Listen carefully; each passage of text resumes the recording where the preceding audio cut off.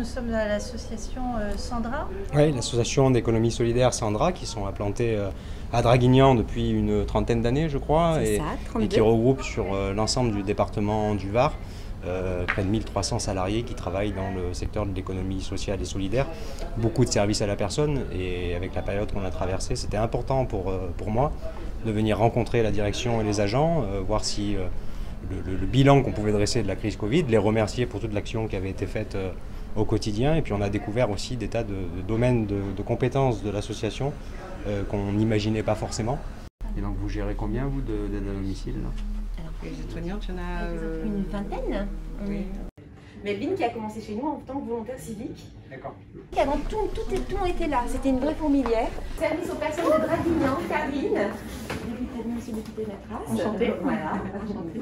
On a parlé des problèmes de recrutement, ça te va? D'accord, ça c'est clair.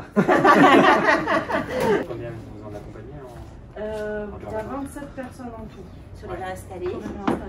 Et sur Rise, on est à 90. Non, on a dépassé les 100. Ça y est, on a dépassé les 100. Et moi, j'aimerais bien les rendre autonomes. C'est-à-dire, s'ils ont besoin de quelque chose, qu'ils la fassent tout seuls, sans l'aide de personne. Et ça représente un volume d'offres d'emploi de combien ici, à peu près? Sur tout le département, bon, avec une grosse partie sur Draguignan, mais on est entre 5 et 6 000 heures mois, et ce qui fait une soixantaine d'intérimaires à gérer. Donc on a beaucoup de chance d'avoir Sandra sur le territoire, et Madame la directrice, merci de votre accueil ce matin.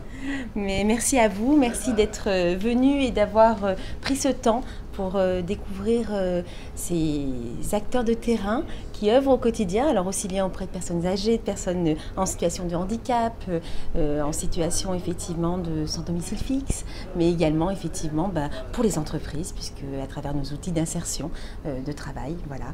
Donc merci beaucoup. Puis pour les jeunes aussi, j'ai vu que vous avez mené une belle action pour les étudiants pendant la crise de distribution alimentaire. C'est ça. On a la chance d'avoir une fac de droit à Draguignan avec pas mal de jeunes qui sont accueillis, plusieurs centaines de jeunes qui sont à la fac.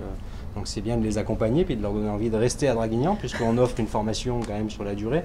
Et donc c'est important qu'ils restent dans nos villes pour dynamiser la ville-centre de Draguignan, et puis l'intégralité du Haut-Var aussi, puisque cette fac donne accès à des tas de jeunes du Haut-Var qui n'ont pas forcément les moyens d'aller à l'université, de pouvoir accéder à une formation supérieure. Donc vous êtes un partenaire important pour oui, qu'on ne connaissait pas avant la crise Covid, effectivement. Ces étudiants qu'on a découvert bien désœuvrés pendant cette crise sont un nouveau public pour nous, et effectivement on a beaucoup à cœur de les accompagner du mieux possible. Merci. Merci beaucoup. Merci.